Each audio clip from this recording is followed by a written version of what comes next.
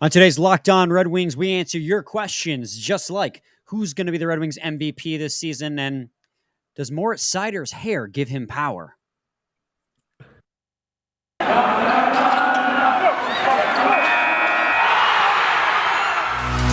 You're Locked On Red Wings, your daily podcast on the Detroit Red Wings, part of the Locked On Podcast Network, your team every day.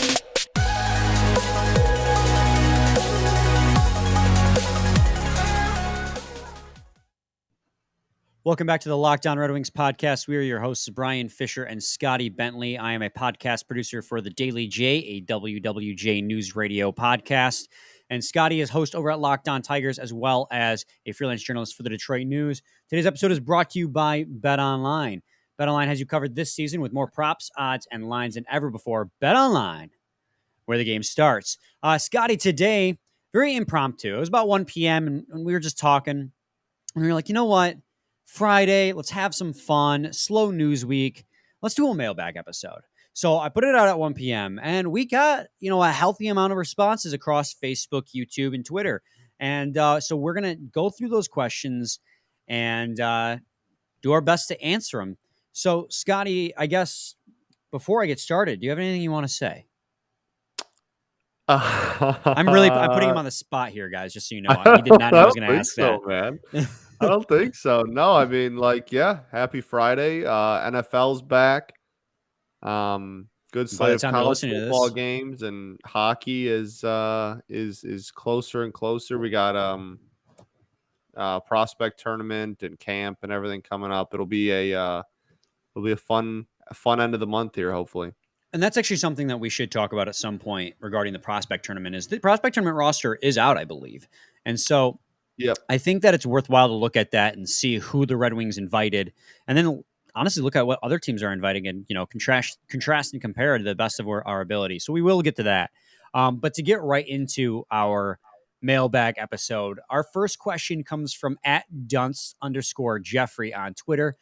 Thoughts on the Griffins for this upcoming season, like players and potential lines. The Griffins are supposed to get a ton of prospects, and it should be a ton of fun watching. Also, on elite prospects, they have Kosa going to the Griffins as well. Thoughts on that? Well, I think the first part, when it comes to players and lines, I'm not really going to speculate on lines too much because my in-depth knowledge on the Griffins to that extent isn't quite there, especially at the AHL level where players tend to circulate year in, year out. Yeah, I feel like if we're talking about like the personnel you're going to see at the Griffins, like honestly, there's a healthy amount of people we've been talking about all off season that are going to be on that. There's a lot of two-way players that will certainly be on the Griffins to start off the year. I don't think the Griffins are going to be some, all four lines of forwards are like top prospects. Like I think it's honestly more so just going to be a lot of like those 4A type players you see is pretty much going to be a vast majority of the Griffins lines and roster. So I think that's pretty easy to say. Like I don't, there are going to be some fun players there for sure. And like, there's a chance, if Edvinsson doesn't make the Red Wings, then like, that's where he'll go. And like, I'm not saying that there's not going to be some kids on there, but like for the most part, I think a vast majority are just going to continue to be kind of those like, hey, we need to call somebody up because somebody got hurt, bring up a two-way player kind of guy. The Griffins are going to be a lot better. They missed the playoffs last season. Sure. The playoffs in the AHL have expanded recently, so we more signed teams so can many make two-way like depth players too.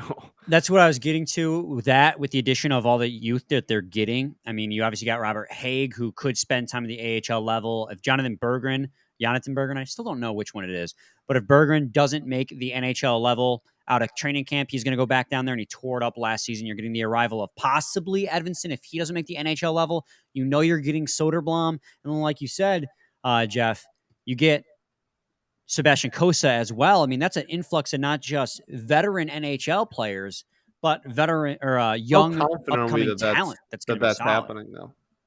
How confident are we that what's happening? That Kosa game. I'm pretty confident. I mean, if Elite Prospects has changed his team to Grand Rapids Griffins, then we know. And we got this report out from this past week saying that he isn't returning, or that the Edmonton Oil Right. Kings Yeah. are looking to transition. So it seems as if he's turning pro.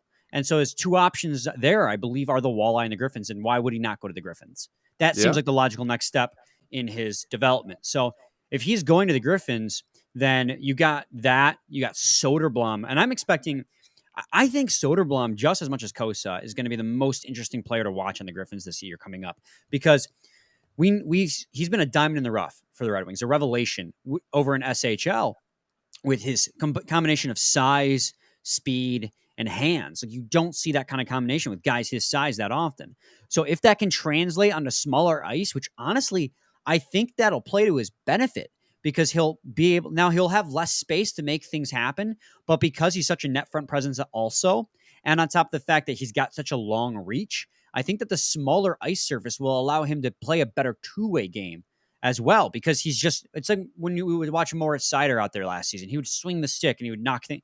Like, he just had such a long reach. I think it's going to be a similar thing with Soderblom.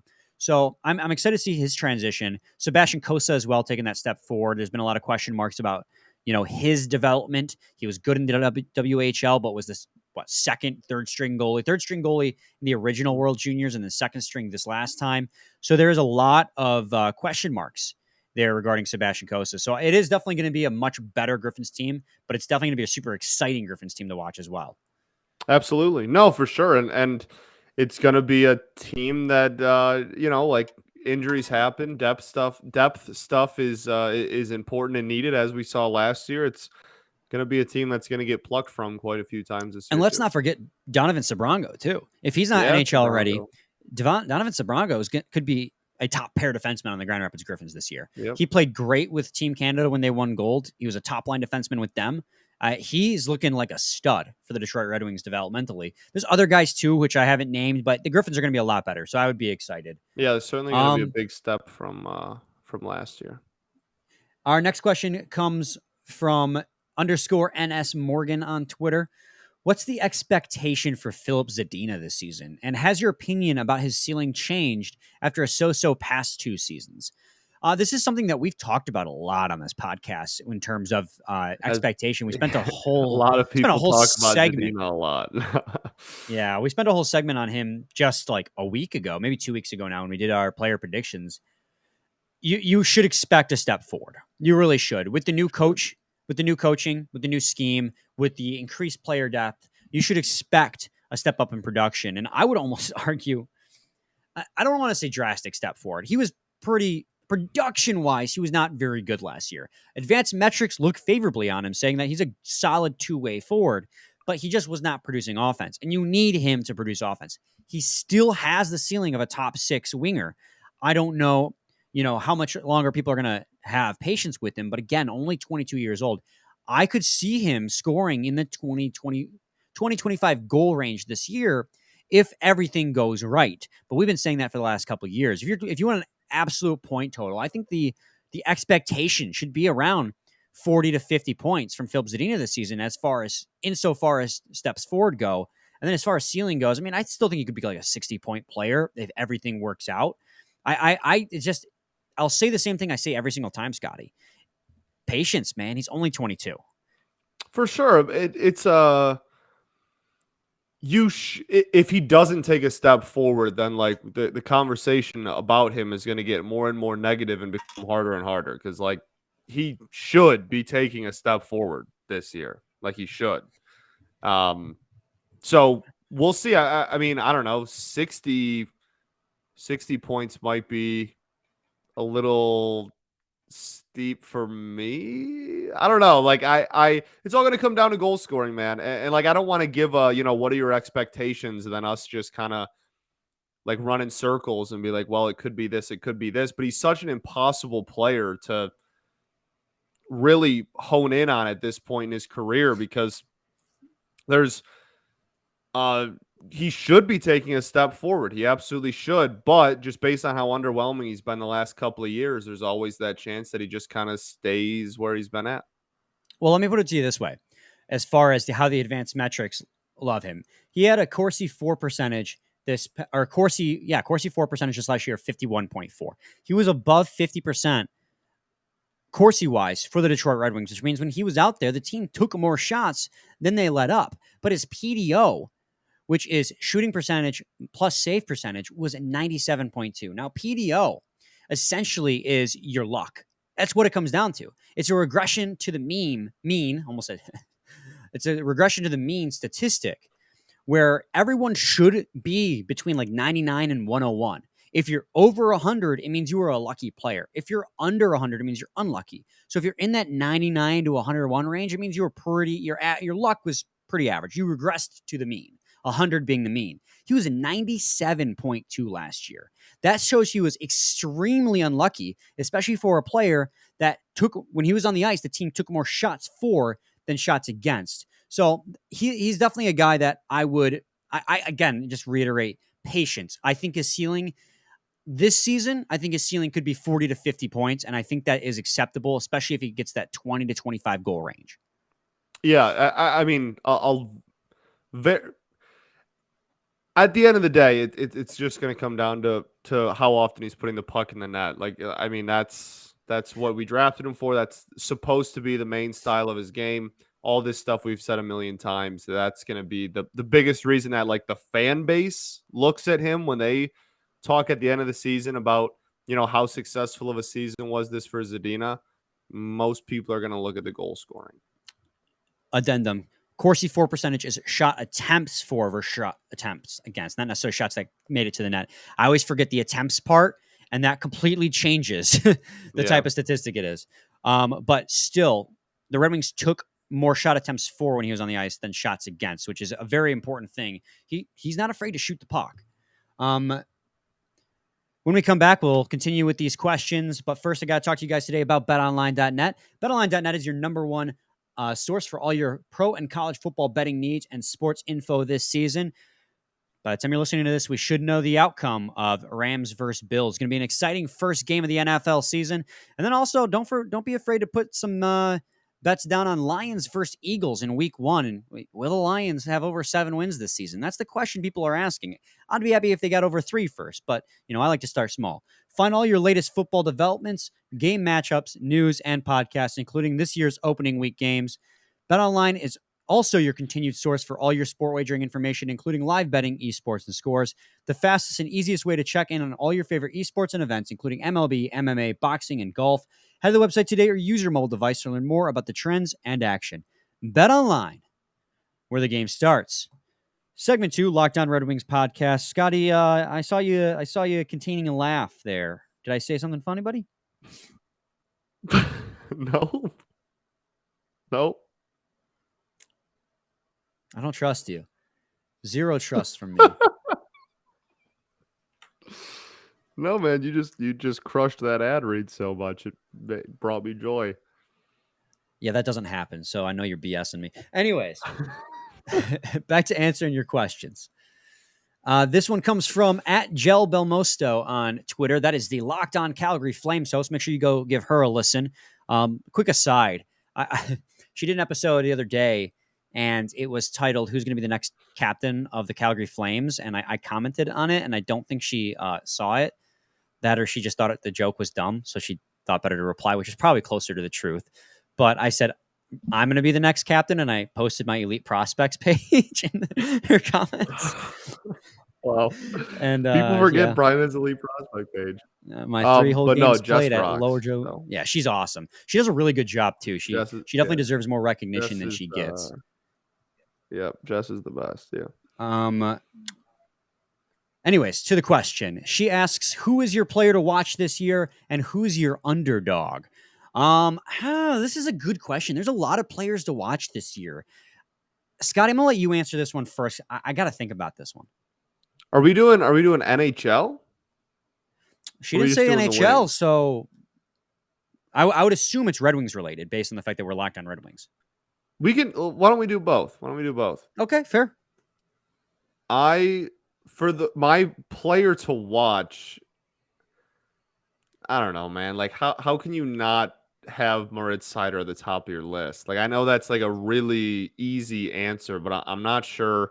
Yeah, I think Moritz Seider is like the slam dunk answer, and I know, like, sure, it might be a cop out, I guess, but I said in my three biggest reasons as to why the Detroit Red Wings would take a step forward, that like Dylan Larkin would have to put up a really solid season again. And I still stand by that. So I guess he might be up there too. But I mean, I don't know the heights that Moritz Seider could potentially reach in, year two is going to be so fun and so building off of what he's already laid out last year is just going to be so incredible. So I have a hard time, even though it's like the obvious answer. I have a hard time going anywhere else.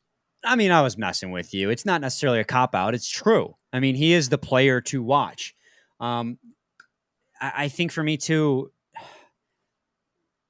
For me, my player to watch is Jacob Vrana. If I'm being honest, there's so many guys you could pick, but it's got to be Jacob Vrana for me because we haven't seen what he can do with the Detroit Red Wings in a full 82 game season. So we've seen snippets, and those snippets have been electrifying. The amount of goals he can score in the short span he has. I mean, we talked about it. He's on pace to be a 40 goal scorer if you prorate his performance across 82 games. When was the last time the Red Wings had a 40 goal scorer? I mean, I honestly cannot remember off the top of my head. So I think that is such an important thing for the Red Wings to have is, well, I mean, never going to have too much offense. So for me, he's my player to watch. If you wanted to do NHL players to watch, I got to go. You know what? Tage Thompson of the Buffalo Sabres. I mean, he got a juicy contract after scoring 40 goals this last year? No, I think it was in the 30s. This past year with the Buffalo Sabres, but he got 7x7 with the Buffalo Sabres, a rebuilding team committing early to a young talent that had one great year. I mean, obviously the Buffalo Sabres team as a whole, but he is a guy to watch because he is a guy who has now massive pressure on him to be a superstar on a team that needs a superstar desperately. Now, granted, they have Luke Hughes in their system. They have Owen Power. They have Rasmus Dahlin. So they got a lot of top-end talent, but he's there now scoring goals. And that is what that team needs if they're looking to be competitive in the future. Because if he regresses, that's going to be an awful contract for the Buffalo Sabres. And they made that, I'm stealing this a little bit from the Athletics Hockey Show with Max Bultman and Corey Pronman. They do a great job listening to them as well, but it would look a little bit like the Jeff Skinner contract. That was something that they brought up. So, I mean, Tage Thompson absolutely is probably the guy to look for because if he performs, Scotty, as well, he sets a precedent in the NHL of giving young guys without a lot of prove it years, big contracts. And that's kind of a dangerous precedent to set to give, you have one good year, you get a massive contract. There's been a lot of examples where that happens and those players don't, repeat that. So I think Tage Thompson's my NHL player to watch. Yeah, mine. I don't mean to be cynical or rude to Jess because we love Jess, but Johnny Gaudreau is probably my player to watch. I think she's okay now because the Flames did a lot of really good moves following those two losses. They did. But I think for I just the move for him to go there was so unexpected and so out of left field that I am just blown away by the entire situation and I'm still fascinated by it. And so he is easily going to be one of my most watched non-Red Wings players this season is definitely going to be Johnny Gaudreau. Yep. I agree with that too. There's a lot of guys. I think Robertson of the Dallas Stars is an interesting one too, because he's one of those guys who's looking at the Tage Thompson deal and going, hey, I want that. I scored like he did. I think Ottinger, if you want to stay there too. Anyone who got a good deal. Yeah. So we'll finish up in segment 3. We just got a couple more questions to go through. And we'll come back and do that. Segment 3, Locked On Red Wings podcast. We'll finish up with your mailbag questions here.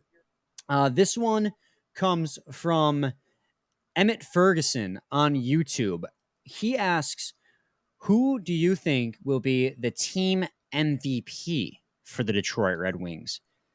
There's so many guys again that it could be. I mean, I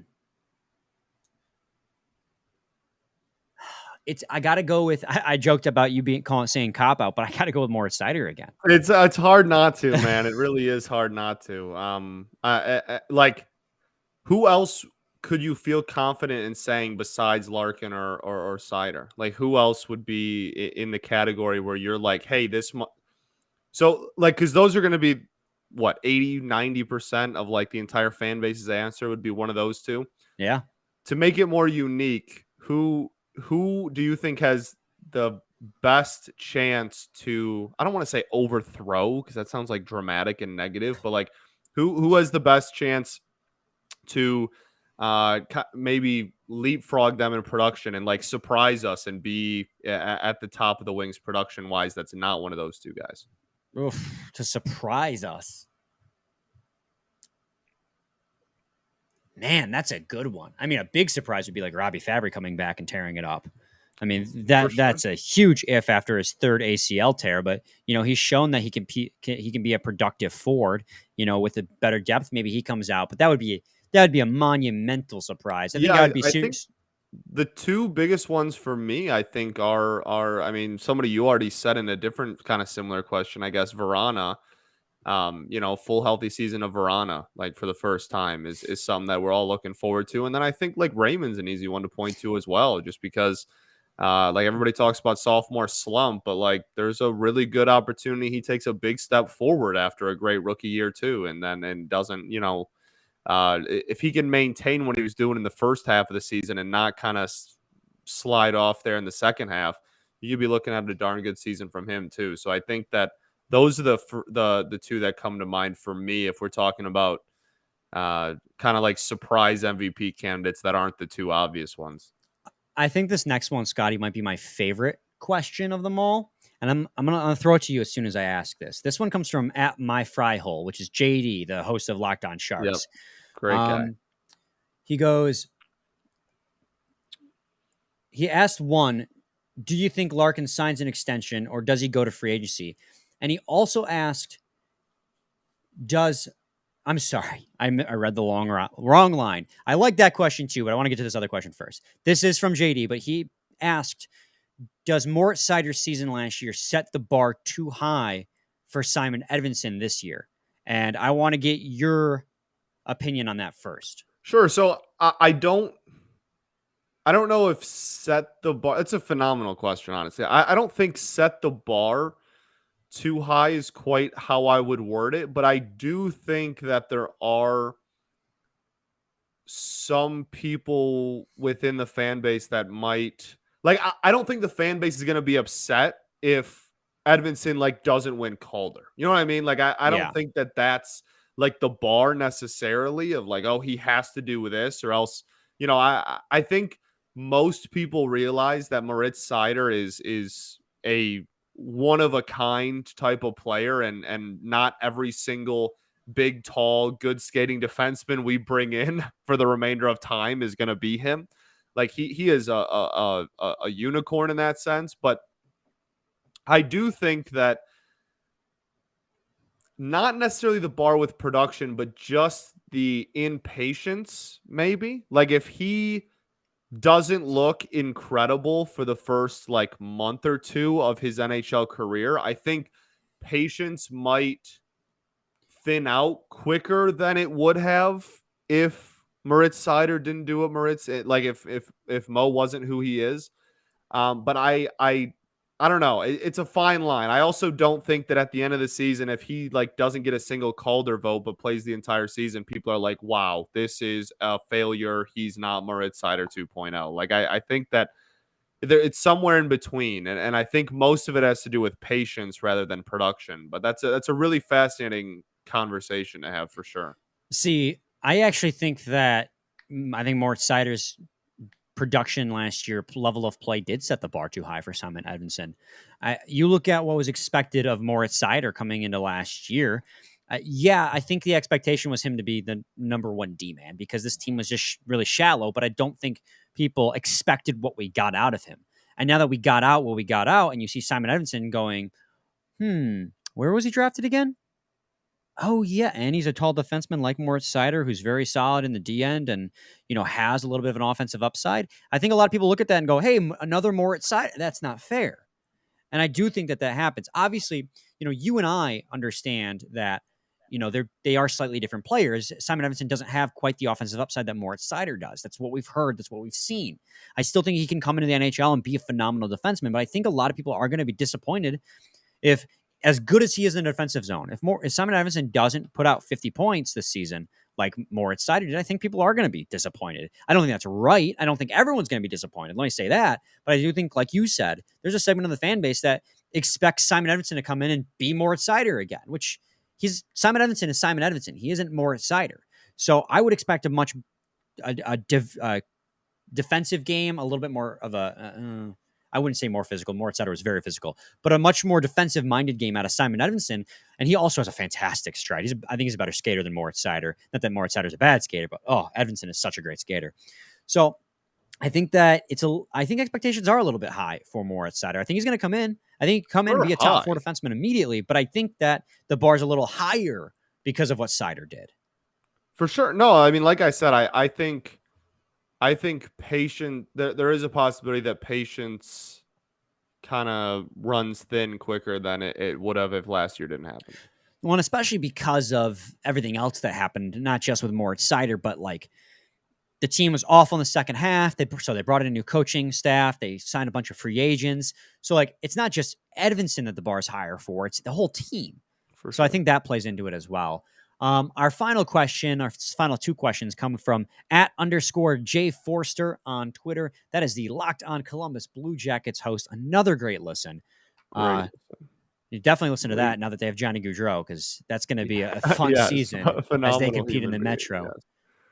Yes. 2 questions they have. The first one is Moritz Seider's hair so big because it's full of secrets? Sounds like a pretty yes or no question. I think yes. So you don't get to speak on this. You don't get to answer. Okay. That is there's not a term for discrimination against hair or bald people yet, but when we have one, I'm going to call you that, because that was that. I'm going to go with yes. Go on. I'm going to say yes. It's full of secrets. Okay. I'll answer yes too, because, I think I should have the right to speak on this. I had hair at one time. Do I need to go break out my Oakland University ID? I've seen you with hair. If you want to do that, you're more than welcome, I guess. And my wallet's all the way downstairs, so I don't feel like getting it. The second question is, and this is the serious one from Jay. My actual question is, do you think Larkin signs an extension, or does he go to free agency? This one, I think, is an easy question for both of us to answer. He signs with the Red Wings. I mean, from Michigan, went to University of Michigan. I think that he loves it here. Of course, I don't actually know that, but we have no reason to believe he doesn't. Everything he says points that he does. I think he wants to be the captain of the Red Wings when this team's truly a contender again. And so I think he will. I don't think he'll ever. And the only reason he would ever bring up free agency in the negotiation process is just for leverage. To be like, I could just go to free agency and get this money elsewhere. But I don't think he'd ever actually leave. Now, let me get your answer first, because then I have a follow-up. Yeah, I don't want to. A lot can happen in a person's life and career. So I'm not going to. I don't know about. I would hope that he's here for a long time and that he's here for whatever. But the immediate answer is yes. I see no scenario in which he's not extended right now. Like the extension that's looming is definitely going to happen. But yeah, like way too much can happen over the next whatever decade for me to say like, oh, career Red Wing. But I would be like, I'm very close to 100% certain. I would be absolutely shocked if he was not extended, relatively recently here. Now, the real question is, do you think Tyler Bertuzzi signs an extension or tests free agency? Because that is a conversation. And I'm honestly starting to, I don't know. Steve Eisman says he wants to sign them both to an extension, but I just got this, and this is nothing but a gut feeling. Nothing but a gut feeling. But I have this gut feeling that he's not going to be here come earliest trade deadline, latest end of the season. I don't wish for it. I want Tyler Bertuzzi here in a Red Wings uniform. But for some reason, I have this gut feeling that he could test free agency. Yeah, so here's my thing. I don't see any scenario in which how do I even word this? There's no chance in my eyes that he plays game 82 as a Detroit Red Wing and then enters free agency. If he's going to test free agency, he's going to get traded beforehand, I guess is my point. Like, Yeah, Steve Yzerman will make that happen. Right. This is, unless the only chance that's not true is if the Red Wings go on some insane run and are like one of the best teams in hockey and are making like a huge playoff push. Like, that's the only way that doesn't happen. And I guess we kind of just let our thoughts on that slip out by being like, he's going to be dealt by the deadline. Right. So like, I think that if he isn't extended, that's when, like, he's not finishing out the remainder of the contract with the Red Wings. But I will say that I still do lean towards re-signing, because in theory, the most value you could have gotten for him would have been at last deadline or would have been this offseason. And the longer you wait, the lower someone's value becomes. That's just how trades work. If the less control you are giving to the other team as far as control they have over that player, the lower the value is. So in my eyes, I still, not nearly as certain as I am about Larkin for sure. And there is definitely a possibility that he moves at this deadline. But I do think that if they were going to trade him, it would have happened this summer or it would have happened this spring before the deadline. I think you kind of just let his value plummet for no reason if you just wait until this deadline to move him. No, I completely agree. I will say, though, that while you're right, his best value was last trade deadline, where, with his play style tends not to age well, is what people say, and he was having a career year with 1 year left on his contract after that year. I think the second most value he's ever going to have is this year. He will be a rental, and if you're not competing by deadline time, if he's playing, comparable to last season, I think you're still going to get a haul for that guy. So I'm not saying you're going to get a bad return at all. I'm just saying, again, unless you are going into week one and you're like, I expect postseason. I'm not really sure why, if you're just looking for another step forward and you're like, yeah, probably not the playoffs again.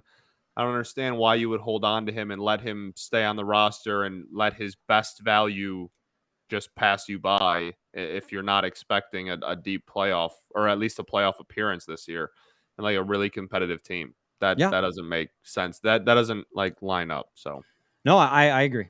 You're right. And that I still expect extension at the end of the day is my point. And that does it for our questions. It does. That does. It finishes it out. So do you have any final thoughts? What's better, Brian's hair on top of his head or my facial hair? I feel like that's a question. Yeah, definitely a question better off for the commenters and the Twitter followers than for me to answer. I have a bias, so it's your facial hair. Thanks for making Lockdown Red Wings. Your hair. I was going to say your head, because there's nothing there. What? Yeah, but it's acceptable for you to have no facial hair. But it's acceptable for you to. We're accepting of bald people here. All right. Oh, are we? You just said I had no right to talk on a matter. Thanks for making Locked On Red Wings your first listen every day. Now make your second listen Locked On NHL. Locked On experts give you a daily 30-minute podcast on all things NHL all year long. Stay up to date on everything in the hockey world. Locked On NHL, your daily 30-minute NHL podcast.